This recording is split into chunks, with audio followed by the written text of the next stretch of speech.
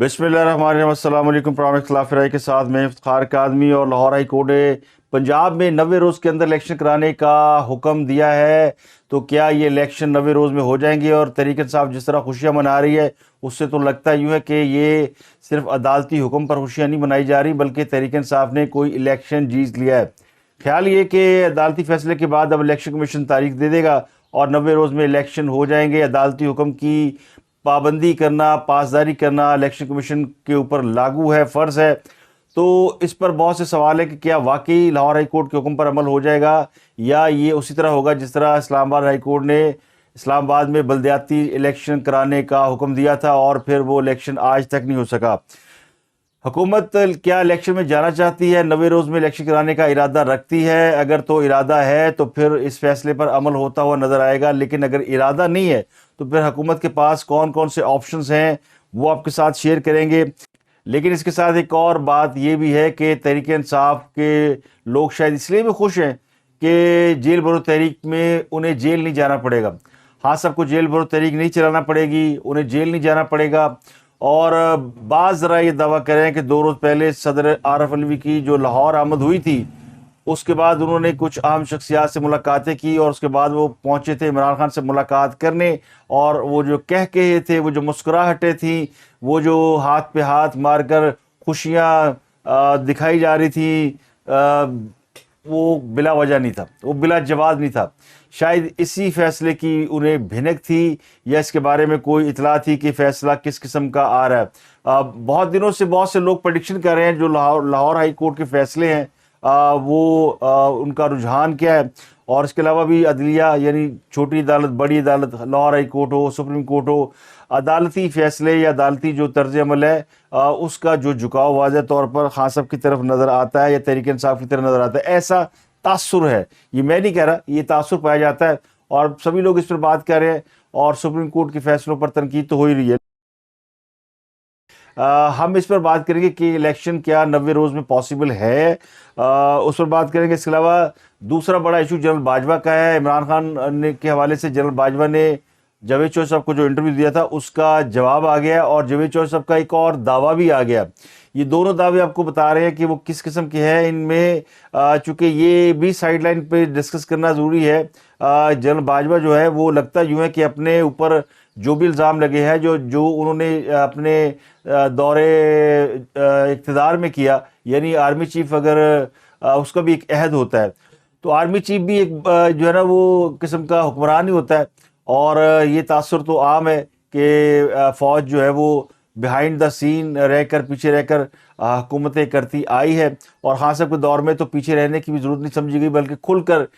یہ سب کچھ کیا گیا۔ باجوہ صاحب اپنے گندے کپڑے دھو رہے ہیں اور ان کے گندے کپڑے دھونے میں کئی لوگ ان کی معاونت کر رہے ہیں۔ ان کا پرابلم یہ ہے کہ وہ دونوں طرف سے پھنسے ہوئے ہیں۔ ایک طرف وہ پھنسے ہوئے ہیں نواز شریف اینڈ کمپنی کے ساتھ، یعنی مسلم لیگ نون انہیں اپنا ملزم سمجھتی ہے، مجرم سمجھتی ہے۔ وہ یہ سمجھتی ہے کہ 2016 میں جو کچھ ہوا اور 2017 میں اس کے نتیجے میں نواز شریف صاحب کو اقتدار سے نکالا گیا، اس کے ذمہ دار جنرل باجوہ تھے، اور جنرل باجوہ نے مل کر جوڈیشری کے ساتھ مل کر نواز شریف کو اقتدار سے باہر نکالا اور عمران خان کو اقتدار میں لانے کے لیے پورا انہوں نے ایک سیٹ اپ کیا اور ایک سازش جو ہے وہ تیار کی، یا منصوبہ کہہ لیں یا سازش کہہ لیں، لیکن یہ انہی کا ایک مائنڈ سیٹ تھا، یا وہ ماسٹر مائنڈ تھے اس پورے کھیل کے، جس کے مرکزی کردار تھے عمران خان انہیں اقتدار میں لانا تھا، اور وہ لائے گئے، اور ان کو جس طرح کی سپورٹ دلائی گئی اور حکومت چلانے میں جس طرح کی معاونت کی گئی اس میں جنرل باجوہ جو ہے وہ مرکزی کردار سمجھ جاتے ہیں، لیکن جنرل باجوہ اس سے انکار کرتے ہیں۔ جنرل باجوہ اس بات سے بھی انکار کرتے ہیں کہ انہوں نے عمران خان کی حکومت گرائی، وہ اس بات سے بھی انکار کرتے ہیں وہ نواز شریف کی حکومت بھی انہوں نے نہیں گرائی، اس نے گرائی۔ یہ 2 حکومتیں گرانے کا الزام باجوہ صاحب پر ہے، لیکن باجوہ صاحب دونوں سے انکار کریں۔ عمران خان صاحب نے کہا ہے کہ جنرل باجوہ نے یہ مان لیا کہ ان کی حکومت انہوں نے گرائی۔ باجوہ صاحب نے جو کل جاوید چوہدری کو انٹرویو دیا اس میں انہوں نے یہ اعتراف کیا تھا، بلکہ انکشاف کیا تھا کہ عمران خان کی حکومت کے حوالے سے ایک اسٹڈی رپورٹ ہمارے پاس تھی جس میں یوں لگ رہا تھا کہ جیسے یہ ان پاپولر ہے، یا یہ اگر ملک میں رہے تو نقصان ہوگا ان کے فیصلوں کی وجہ سے۔ اس کا کچھ حصہ انہوں نے ڈینائی کر دیا کہ میں نے کوئی ایسی بات نہیں کی تھی، لیکن وہ جو ان کا کنفیس تھا یا جو بیان کا حصہ تھا اس کی تردید باجوہ صاحب نے تو کر دی، لیکن عمران خان صاحب نے اس نقطے کو پکڑ لیا، اور عمران خان صاحب کہتے ہیں کہ انہوں نے جو اسٹڈی رپورٹ بنائی تھی اسی بنیاد پر ہماری حکومت کو گرایا گیا۔ اب یہ باجوہ صاحب نے خود مان لیا، تو عمران خان صاحب اس معاملے میں خود کو جسٹیفائی کرنے میں کامیاب ہو رہے ہیں کہ ان کی حکومت کو جنرل باجوہ نے گرایا، اور وہ ظاہر ہے انہوں نے جنرل باجوہ کے بیان کا جواب دینا تھا، اور میں آپ سے کہہ رہا تھا کہ یہ ایکسپیکٹڈ ہے۔ کل بھی میں نے ویلاگ میں کہا تھا کہ اب بال جو عمران خان صاحب کے کورٹ میں ہے اور اس کا جواب وہ دیں گے، اور انہوں نے جواب دے دیا۔ انہوں نے جنرل باجوہ کے انٹرویو کا حوالہ دے کے کہا کہ جنرل باجوہ صاحب نے غرور تکبر میں مان لیا کہ انہوں نے حکومت گرائی۔ اسی کا دوسرا پارٹ میں آپ کو بتاتا ہوں، جنرل جاوید چوہدری صاحب نے جو ایک ٹیلی ویژن چینل پہ انٹرویو دیا، اس میں بیٹھ کے انہوں نے کہا جی کہ میں نے جنرل باجوہ سے نواز شریف کے خلاف پاناما کیس میں جو کچھ ہوا تھا، یعنی اس کے بارے میں سوال کیا کہ پاناما کیس کیا تھا اور نواز شریف کو کیسے نکالا گیا، تو انہوں نے یہ جواب دیا کہ پاناما کیس میں ہمارا کوئی کردار نہیں تھا، یعنی فوج اس میں انوالو نہیں تھی، البتہ سپریم کورٹ کے 3 ججوں اور میاں نواز شریف کے درمیان کوئی پرانی لڑائی تھی جس بنا پر ججوں نے نواز شریف کے خلاف فیصلہ دیا۔ پاناما کی ایشو پہ میں نے ان سے بات کی تو پھر ان کا یہ کہنا تھا، پہلی بات تو یہ کہ پاناما سکینڈل ہم نہیں لے کر آئے تھے، یہ ایک انٹرنیشنل سکینڈل تھا، یہ آ گیا، اور اس کے بعد یہ ان کا یہ کہنا تھا کہ یہ بیسیکلی لڑائی تھی عدلیہ کے 3 ججز اور میاں نواز شریف کے درمیان، ان دونوں کا پرانا پرابلم تھا، اور اس میں فوج کسی جگہ فریق نہیں تھی۔ اس کے بعد کہنے لگے کہ میاں نواز شریف صاحب نے کہا کہ جے آئی ٹی کے اندر آئی ایس آئی اور ایم آئی کے ایک نمائندے کو ڈال دیے، اور میں ریزسٹ کرتا رہا، میں کہتا رہا کہ آپ ہمیں اس معاملے میں انوالو نہ کریں، آپ کا اور عدلیہ کے ایشو آپ دونوں ہینڈل کریں، ہم سائڈ پہ ہیں، ہمارا یہ کام نہیں ہے۔ لیکن پرائم منسٹر نے میری بات نہیں مانی، انہوں نے زبردستی مجھ سے یہ کام کروایا، اور مجھے ایک ایم آئی اے کا بریگیڈ دینا پڑا اور ساتھ ایک آئی ایس آئی کا بریگیڈ دینا پڑا۔ جب وہ آ گئے تو ہم خود بخود اس گند کا حصہ بن گئے، جبکہ ہم اس میں شریک نہیں ہونا چاہتے تھے، بلکہ وہ یہ کہتے ہیں جو میرے 3 ریگریٹس ہیں نا، ان میں ایک یہ ریگریٹ بھی ہے کہ مجھے فوج کو اس سارے کنفلکٹ میں نہیں ڈالنا چاہیے تھا، مجھے ریزسٹ کرنا چاہیے، انکار کر دینا چاہیے تھا، لیکن اس وقت اگر میں انکار کرتا تو یہ گورنمنٹ کے لیے بڑا خطرناک ہوتا کہ جیسے ہم اس گورنمنٹ کو گرانا چاہتے ہیں، تو وہ مجھے ماننا پڑ گیا اور اس کی وجہ سے سب کچھ ہوا۔ لیکن وہ کہتے ہیں کہ پاناما کے ایشو میں ہمارا 1% بھی عمل دخل نہیں تھا، جے آئی ٹی کے اندر البتہ ہمارے 2 لوگ تھے، جب وہ آئے عمران خان نے کھود کے نکال لے۔ عمران خان نے تو ایک بار کہا نا کہ مجھے تو اسٹیبلشمنٹ میں بتایا تھا کہ یہ کرپٹ ہیں، یہ چور ہیں، یہ ڈاکو ہیں۔ پاناما تو انٹرنیشنل سکینڈل تھا نا جی، اس میں تو کسی نے نہیں بتایا، اور اس کے خلاف آپ کو پتا ہے کہ سپریم کورٹ میں پٹیشن عمران خان صاحب نے کی تھی، اسے عمران خان صاحب جماعت ایشو کو لے اسلامی، کے شیخ رشید اور عمران خان صاحب لے کے گئے تھے اس کو۔ تو جنرل باجوہ کا یہ جو موقف ہے کہ نواز شریف کی حکومت انہوں نے نہیں گرائی تھی، اور جو جے آئی ٹی بنی تھی وہ بھی نواز شریف صاحب کی خواہش تھی کہ اس میں جو ہے وہ خفیہ ایجنسیوں کے جو لوگ ہیں، آئی ایس آئی کے اور ایم آئی کے لوگوں کو ڈالا جائے، تاکہ یہ جو جے آئی ٹی بنی ہے یہ یعنی فیئر رہے۔ تو جنرل باجوہ کہتے ہیں میں نواز شریف صاحب کو روکتا رہا، لیکن انہوں نے انسسٹ کیا اور پھر ہمیں ان کا حکم ماننا پڑا۔ مبادہ وہ یہ نہ سمجھے کہ ہم کسی سازش میں ان کے خلاف ہیں، تو ہم نے تھوڑا سا ان کی بات ہمیں ماننی پڑی۔ اور عدالت عظمیٰ کے 3 جج جو تھے وہ ان کا کوئی ذاتی مخاصمت چل رہی تھی، تو یہ بیان قابل ہضم نہیں ہے۔ ججوں سے کتنی بھی مخاصمت ہو، لیکن جج اس وقت تک ایکٹ نہیں کر سکتے اور کسی حکومت کو نہیں گرا سکتے جب تک ان کے ساتھ اسٹیبلشمنٹ کے دوسرے کردار نہ ہو، اور یہ بات بڑی واضح ہے۔ اب وہ چونکہ یہ خود کو بیل آؤٹ کرنے کے موڈ میں ہے، یہ خود کو بیل آؤٹ کرانے کی کوشش کر رہے ہیں۔ ویسے تو جنرل باجوہ جب ریٹائر ہوئے تھے تو انہوں نے کہا تھا کہ وہ خاموشی کی اور تنہائی کی زندگی گزارنا چاہتے ہیں، لیکن وہ اپنی اس بات پر بھی قائم نہیں رہ سکے۔ تو مجھے لگتا ہے کہ یہ جو پچھلے 3-4 آرمی چیف ہیں، جنرل مشرف، جنرل راحیل شریف اور جنرل کیانی اور جنرل باجوہ، اگر ان میں دیکھا جائے تو جنرل باجوہ کے فیصلے بہت کمزور رہے ہیں، اور یہ اسی طرح کے فیصلے جس طرح عمران خان صاحب کے ہوتے ہیں، یعنی وہ بھی اپنے فیصلوں پہ زیادہ دیر قائم نہیں رہ سکتے اور اپنے ہی فیصلوں کو وہ ریورس کرنے کے چل پڑتے ہیں۔ نواز شریف انہیں لے کر آئے تھے جنرل باجوہ کو، اور وہ نواز شریف کی بڑی تعریفیں کرتے تھے، اور نواز شریف بھی ان کی بڑی تعریفیں کرتے تھے کہ جنرل باجوہ بڑے اچھے آدمی ہیں، لیکن پھر یہ رائے جنرل باجوہ کی نواز شریف کے بارے میں بدلی، اور پھر وہ عمران خان صاحب کو لے کر آئے، پھر عمران خان صاحب کے بارے میں ان کی رائے بدلی، اور وہ پی ڈی ایم کو اور باقی لوگوں کو لے کر آئے، تو ان کی جو رائے ہے وہ بدلتی رہتی ہے۔ اگر جنرل باجوہ اقتدار سے نکالے جانے کے بعد خاموش بھی رہتے، جو کہ پچھلے آرمی چیف جتنے تھے، جنرل راحیل شریف، جنرل کیانی، وہ سب جانے کے بعد انہوں نے اپنے حوالے سے، اپنے دورے اقتدار کے حوالے سے یا اپنے پرائم منسٹر کے ساتھ جو بھی ریلیشن شپ تھے ان کے اوپر کوئی بات نہیں کی۔ انہوں نے یہ ظاہر کیا کہ یہ فوج کا کنڈکٹ تھا اور جو فوج کی پالیسی تھی یا فوج کی جو ہائی اپ سی قیادت تھی وہ جو کچھ کرتی رہی ہے یہ بھی وہی کچھ کرتے رہے. لیکن جنرل باجوہ جو ہے ان کے پیٹ میں زیادہ دیر بات یا تو رکتی نہیں ہے یا وہ مطلون مزاج طبیعت کے حامل ہیں اور وہ یعنی نچلے بیٹھنے والے نہیں ہیں. تو جس طرح کہ وہ ریئیکٹ کر رہے ہیں اور انہوں نے انتخاب کیا جاوید چودھری صاحب کو, ان سے گفتگو کی. جاوید چودھری کہتے ہیں 6 گھنٹے کی میری نشست تھی جس میں سے کئی کالم انہوں نے لکھ لیے ہیں, کوئی آگے بھی لکھیں گے. لیکن وہ یہ کہتے ہیں جی کہ جے آئی ٹی جو ہے وہ انہوں نے نواز شریف کی مرضی سے بنی تھی اور اس میں فوجی انہوں نے ڈالے تھے. تو اب وہ ایک اور بھی آپ کو یاد ہوگا نواز شریف کے حوالے سے بہت سی چیزیں سامنے آ چکی اس کیس میں, اور اس میں یہ بھی ہے کہ جب نواز شریف اور اس کی فیملی کے خلاف تحقیقات ہوتی تھی تو پھر 2 بریگیڈیئر جو تھے وہ ان کے نواز شریف ان کی فیملی کے سامنے بیٹھ جاتے تھے, ان سے سوال جواب کرتے تھے جن کا اس جے آئی ٹی سے کوئی تعلق نہیں تھا. اور جس جگہ پہ جے آئی ٹی انٹیروگیشن کر رہی تھی اس جگہ پہ چڑیا کا بچہ بھی پر نہیں مار سکتا تھا. وہ حسین نواز کی تصویر آپ نے دیکھی ہوئی ہے کہ وہ کس طرح ان کو باہر بٹھایا گیا اور پھر وہ کئی گھنٹے بیٹھے رہے اور پھر ان کے ساتھ ان کو ہیومیلیٹ کیا گیا. اور اسحاق ڈار صاحب جب پیش ہوئے اور جیسے ہی وہ اندر گھسے تو انہیں نظر آئے ہر طرف وہ بوٹ ہی بوٹ نظر آ رہے ہیں, تو ان کے پسینے چھوٹ گئے اور پھر ان کو دل کا مرض لاحق ہوا اور وہ پاکستان سے ایسے نکلے کہ دوبارہ پھر اس وقت واپس آئے جب ان کی یعنی حکومت آ چکی تھی.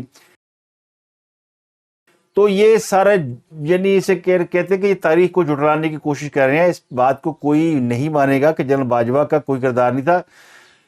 جنرل باجوہ نے نواز شریف کو اقتدار سے نکالنے میں بڑا اہم کردار ادا کیا تھا اور اس میں جنرل فیاض حمید بھی ان کے ساتھ بعد میں شامل ہو گئے. جنرل فیاض حمید تو اس وقت شامل ہوئے جب بالکل آخری لمحوں میں یہ کھیل چل رہا تھا, جب کورٹ کے کیسز چل رہے تھے اس وقت جنرل فیاض حمید کا کوئی زیادہ رول نہیں تھا. وہ اس وقت ڈی جی سی تھے لیکن وہ عمران خان کے ساتھ ضرور انٹیکٹ تھے. بعد میں وہ کھل کر سامنے آئے اور جب وہ ڈی جی آئی سے بنے. تو جنرل باجوہ کی جو وضاحت ہے نا وہ کوئی نہیں مان رہا اور میرا خیال ہے کوئی مانے گا بھی نہیں. ان کا ایک کردار ہے نواز شریف کو نکالنے کے حوالے سے اور اس کو ماننا چاہیے. کل اسد طور نے بھی ایک ویلاگ کیا اور اس نے جنرل عاصم منیر کے حوالے سے کچھ باتیں کی اور جنرل اظہر کے حوالے سے باتیں کی. General Azhar chief of staff تھے اور وہ یعنی آرمی چیف بننے کی دوڑ میں شامل تھے اور ان کے مطابق اسد طور کے مطابق جنرل اظہر عباس نے ایک لابنگ کی, کئی لیفٹیننٹ جنرل کو ساتھ میں لایا اور جنرل عاصم منیر کے خلاف کمپین چلائی کہ وہ آرمی چیف نہیں بنیں گے, اگر وہ بنیں گے تو ہم مارشل لا لگا دیں. کچھ قسم کی بات انہوں نے کی ہے اور پھر یہی بات نواز شریف کو بتائی گئی جی کہ اگر عاصم منیر صاحب کو آپ نے آرمی چیف لگایا تو وہاں تو فوج کے اندر بغاوت ہو جائے گی. اور یہ بات شہباز شریف گئے تھے مصر کے دورے پر, پھر وہاں سے بھاگتے بھاگتے وہ گئے نواز شریف کے پاس سیدھے لندن اور وہاں انہوں نے ان کو کہا جی پاکستان میں تو ماشاء اللہ لگ رہا اور یہ جنرل عاصم منیر کو اگر آپ نے لگایا تو حالات خراب ہو جائیں گے. لیکن نواز شریف اس پر نہیں مانے. انہوں نے کہا جی کہ باجوہ صاحب سے کہیں کہ پھر ہم مارشل اللہ لگا دیں. اور پھر اس کے بعد بقول دروغ بر گردن راوی یہ اسد طور کا کہنا ہے, اس کی خبر اب جیسی بھی ہے لیکن وہ اس کی خبر ہے, وہ ایک جرنلسٹ ہیں اور ان کے اپنے سورسز ہیں. انہوں نے کہا جی کہ پھر جو جنرل ساحر شمشاد مرزا ہیں ان کو کہا گیا جی کہ آپ کو 4 اسٹار جنرل بنا دیں گے اور جنرل اظہر عباس کا ساتھ چھوڑ دیں, کیونکہ 111 بریگیڈ جو ہے اس کو وہ ساحر شمشاد ہیڈ کر رہے تھے تو وہ پھر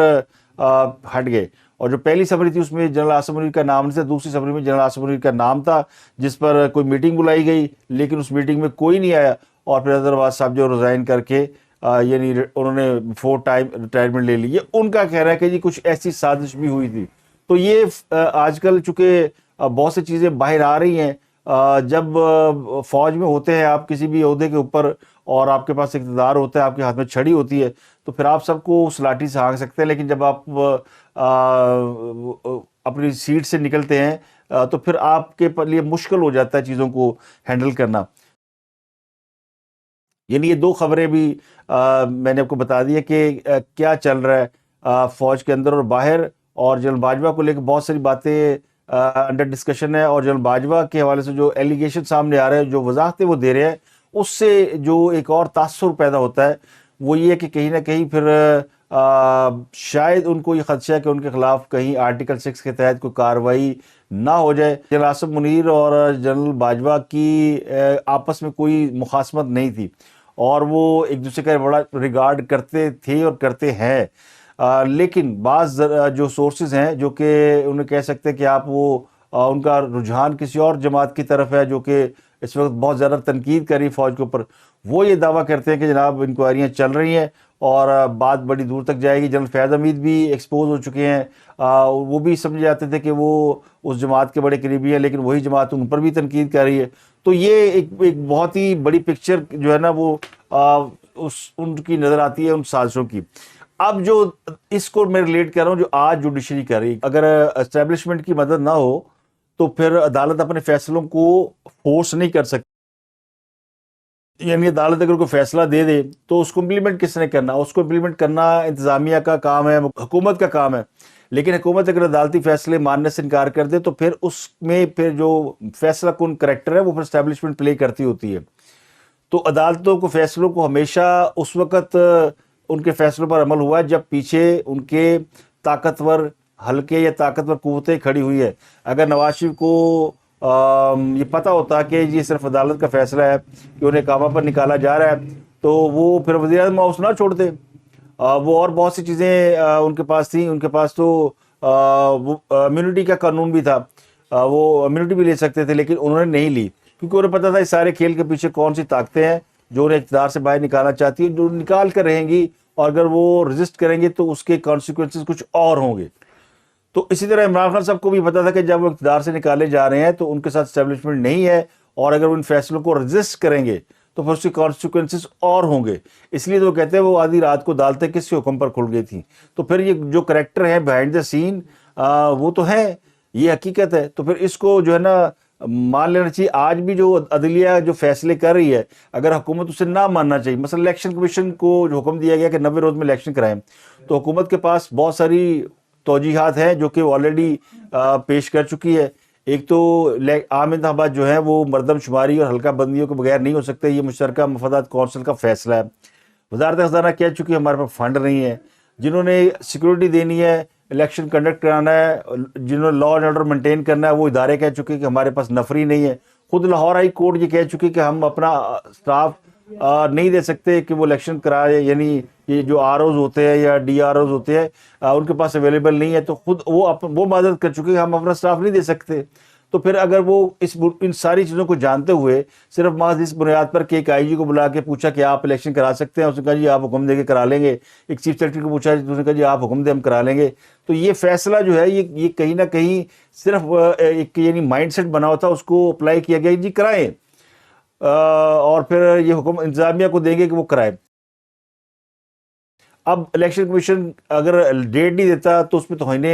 عدالت لگ جائے گی، تو چیف الیکشن کمیشنر اس قسم کا رسک نہیں لیں گے، وہ ڈیٹ بھی دے دیں گے۔ لیکن election and of the day حکومت نے کرانا ہے۔ اگر اس کے پیچھے وہ طاقتور حلقے ہوں، طاقتور قوتیں ہوں، تو پھر الیکشن جو ہے وہ یوں کر کے ہو جائیں گے 90 دن میں۔ ابھی 90 دن کی مراد یہ کہ 14 فروری کو یہ حکومت گئی تھی، پنجاب حکومت، اور 14 اپریل تک انہیں الیکشن کرانے ہیں، اس میں سے 28-29 دن جا چکے ہیں، اور پیچھے کوئی 60 دن رہ گئے ہوں گے یا 62 دن رہ گئے ہوں گے۔ اور جو الیکشن پروسیس ہے یعنی کاغذات نامزدگی، اسکروٹنی، یہ وہ ملا ملو کے سب یہ کچھ 40-42 دن چاہیے ہوتے ہیں، وہ بھی بڑا ٹائم ہے۔ اگر طاقتیں ہی پیچھے نہیں ہیں کسی کے، یعنی عدالتیں اپنا فیصلہ کیسے امپلیمنٹ کریں گی؟ اگر حکومت اس فیصلے پر عمل نہیں کرتی اور ان کے پاس بے تحاشا ایکسکیوزز ہیں، اس میں کچھ لیم ایکسکیوز بھی ہوں گے، کچھ بدنیتی بھی ہوگی، کچھ من حرامی بھی ہوگا، سب کچھ ہوگا، یعنی اور وہ سمجھتے بھی ہیں کہ ہم نہیں رسک لے سکتے۔ اس وقت ہماری جو پاپولیٹی ہے یا ہم پبلک کے سامنے جو ہے وہ اس وقت مجرم ہے، کیونکہ ہم نے مہنگائی کر دی ہے، ہم نے ہر چیز جو ہے وہ اڑا کے رکھ دی ہے پچھلے 8-10 مہینے میں، جو اس وقت سب سے بڑا اعتراض ہے، جس پر اب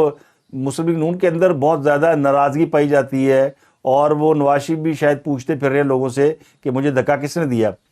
تو یہ وہی حساب ہے کہ اب وہ تو خود ان کے جو سن ان لا ہے کیپٹن صفدر، انہوں نے کہہ دیا کہ یہ نواز شریف سے غلطی کرائی گئی ہے، اور وہ جو ووٹ کو عزت دو کا بیانیہ تھا وہ ہم نے دے دیا، جنرل باجوہ کو ایکسٹینشن کا ووٹ دیا تو ہمارا وہ ختم ہو گیا۔ تو وہ بھی ایک امپورٹنٹ آدمی ہے، ان کا یہ بیان دینا، پھر شاید خان عباسی اور بے شمار لوگ جو پارٹی کے اندر ہے وہ سوال پوچھ رہے ہیں کہ ہم نے حکومت لی کیوں؟ ہم نے پنگا لیا کیوں؟ خود جو خان صاحب کا جو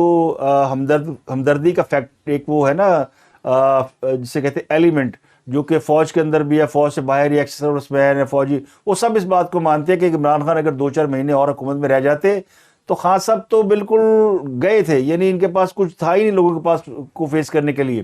لیکن اس کو جو نکالنے سے جو صورتحال بدلی، اور نکالنے سے بھی کچھ نہیں ہوا، لیکن جو ڈکلائن ہوا اس کے بعد، یعنی اگر ریمیٹنس آپ کے 15-16 ارب ڈالر تھے وہ ڈراسٹکلی گرے ہیں، 3-3.5 ارب پہ آ گئے ہیں. مہنگائی اس وقت 34% چل رہی ہے، ہر ہفتے انفلیشن بڑھ رہی ہے، اور یعنی اندازہ لگائے نا کہ یعنی مرغی کا گوشت 600 روپے کلو، تو یہ آلموسٹ ڈبل ہو چکا ہے جو کہ پرائز اس سے پہلے تھی. تو یہ ساری چیزیں دیکھتے ہوئے پھر لوگ کہتے ہیں جی کہ کنہیں نفلہ دا ثواب ہویا. اب حکومت الیکشن کرائے گی نہیں، اس کے اوپر ان کو الیکشن کرانے پہ مجبور کرنے والی کو فورس ہے نہیں. سپریم کورٹ تب تک اپنے فیصلوں پر، ہائی کورٹ، سپریم کورٹ، کوئی بھی عدالت اپنے فیصلوں پر اس وقت تک عمل نہیں کرا سکتی جب تک عمل کرانے کے لیے ان کے پاس کوئی فورس نہ ہو. تو پھر اس صورتحال میں پھر جو بگڑے ڈال رہے ہیں کہ جی وہ حکم دے دیا ہے ہائی کورٹ نے، اب الیکشن ہو جائے گا، تو پھر وہ ان کی خوشیاں تو پھر عارضی ہیں. وہ اس بات پہ خوشیاں تو منا سکتے ہیں کہ اب انہیں جیل نہیں جانا پڑے گا، جی وہ جیل برو تحریک جو ہے وہ نکل گئی آگے، کیونکہ اب تو ہائی کورٹ کے حکم پہ ہو جائے گا. تو ہمارے یہاں جو ہے نا وہ یعنی ایک حکم دینا ہی کافی نہیں ہے. اس لیے میں کہتا ہوں کہ نواز شریف کے خلاف جو فیصلہ آیا تھا، اگر اس کو حمایت نہ ہوتی، سپورٹ نہ ہوتی، پیچھے اسٹیبلشمنٹ نہ کھڑی ہوتی، تو وہ امپلیمنٹ نہیں ہو سکتا تھا. تو یہ جو صورتحال ہے نا، یہ ہے یعنی اس وقت کہ حکومت کی نیت نہیں ہے الیکشن کرانے کی، وہ نہیں جائے گی. اس لیے فواد چودھری کا جو اسٹیٹمنٹ ہے نا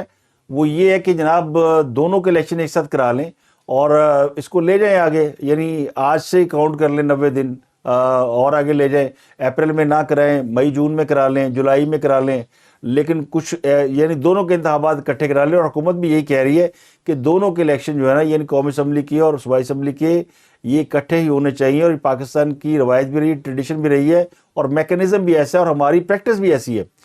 ہماری پریکٹس نہیں کہ الگ الگ صوبوں میں الیکشن کرائیں اور پھر اس کے بعد، چونکہ پنجاب ایک بڑا صوبہ ہے، اگر آپ پہلے الیکشن کرا لیں گے، جو پنجاب میں حکومت آ گئی جس کی بھی کسی بھی حالات کے تحت، تو پھر وہ تو مرکز میں اس کو آنے سے کوئی نہیں روک سکتا. اس وجہ سے عمران خان صاحب بھی زور لگا رہے ہیں، اور اب انہیں بھی بتا تو دیا گیا تھا، وہ خوش تو ہے کہ ہائی کورٹ نے حکم دے دیا، لیکن جو اس کے جو میں نے آپ کو بتا دیا ٹیکنیکلٹیز جو ہیں اس کی، وہ ابھی بہت ہے. حکومت تو سیدھے سیدھے ہاتھ کھڑے کر چکی ہے، وہ نہیں کرائیں گے الیکشن. اور وہ تو پی ڈی ایم کی حکومت ہے، وہ پیپل پارٹی کو مشورہ دے رہی کہ آپ بھی الیکشن میں نہ جائیں، ضمنی الیکشن میں نہ جائیں. تو یعنی کوئی یہ فضول ایکسرسائز ہے. تو یہ جو آئیڈیا ہے نا کہ حکومت 1 سال اور چلے گی یا ٹائم لیں گے، یہ میرا خیال ابھی تک سسٹینڈ کرتا ہے انٹل انلیس کہ پھر سے کوئی جو طاقتور حلقے ہیں وہ یہ نہ سوچیں کہ جناب معیشت بڑی خراب ہو گئی ہے، ان سے سنبھالے نہیں سنبھل رہی اور پھر کرانا چاہیے. تو وہ ان کے لیے بھی یہ مشکل ہے کہ وہ اس وقت حکومت کو فورس کریں کہ جناب الیکشن کرائیں. یہ بھی ایک بات یعنی جو سمجھدار جو لوگ ہیں، جو جن کو چیزوں کا حالات کا ادراک ہوتا ہے، وہ سمجھتے ہیں کہ اگر یہ حکومت بھی اگر سال ایک بیٹھ گئی اور اپنی پالیسیوں کو امپلیمنٹ کر لیا، آئی ایم ایف کے ساتھ ان کے معاملات تقریباً طے پا گئے ہیں، اور پھر ان کا یہ سرکل شروع ہو جائے گا اور ریمیٹنس بھی اپ ہو جائیں گے اور چیزیں بھی سموتھ ہو جائیں گی،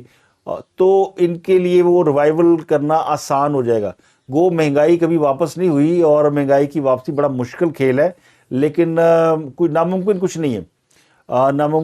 ہے. اور اس حکومت کو جو اصل ان کا جو ٹارگٹ ہے کہ جو کچھ انہوں نے آ کے حکومت کے اندر غلطیاں کی، ان کو کیسے اوور کم کرنا ہے. لیکن ساتھ ہی ساتھ وہ اپنا بیانیہ بناتے جا رہے ہیں کہ جی ہم یہ حکومت نہیں لینا چاہتے تھے، اور پتہ نہیں کس نے ہمیں مس گائیڈ کیا. پھر انہوں نے مس گائیڈ کیا نا، جو کبھی وزیر اعظم نہیں بنے تھے، جن کو کبھی اقتدار نہیں ملا تھا، پھر انہوں نے سوچا ہوگا کہ چلو میں تو اقتدار میں آؤں.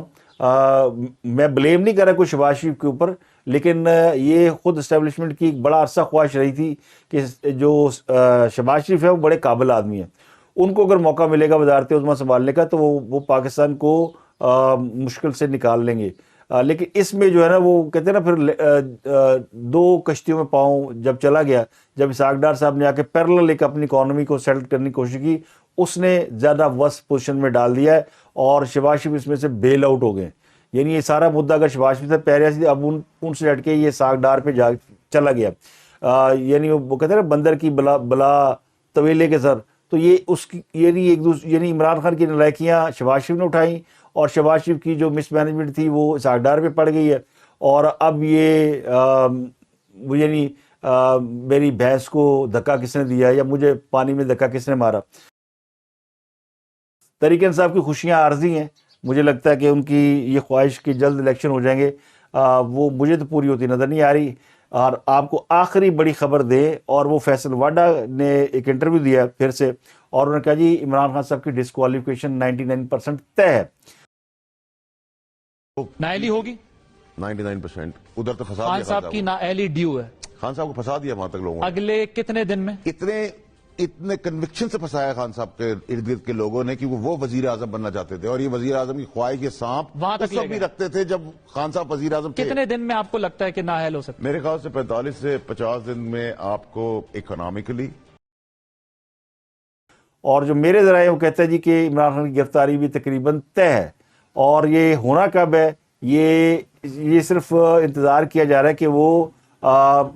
ان کا جو ویٹ ہے، یعنی جو کانسیکوینسز ہیں عمران خان صاحب کو گرفتار کرنے کے وہ کیا ہوں گے، ڈسکوالیفیکیشن کے کانسیکوینسز کیا ہوں گے، پہلے ڈسکوالیفائی ہوں گے یا پہلے گرفتار ہوں گے. یہ چیزیں جو ہے نا وہ طے کی جا رہی ہے کہ یہ جو IMF والا معاملہ نا یہ پاسے لگ جائے تو پھر عمران خان صاحب نے نبڑ لیں گے. وہ میرا خیال آلموسٹ جو ہے وہ پاسے لگ گیا ہے، اور یہ اسی مہینے فروری کے اینڈ تک بہت ساری چیزیں جو ہے نا وہ آپ بدلتے ہوئے دیکھیں گے. تو اب تک کے لیے اتنا ہی. آپ سے ملاقات ہوتے اگلے ولاگ میں. اپنا گرد و نواح کے لوگوں کا بہت خیال رکھیے.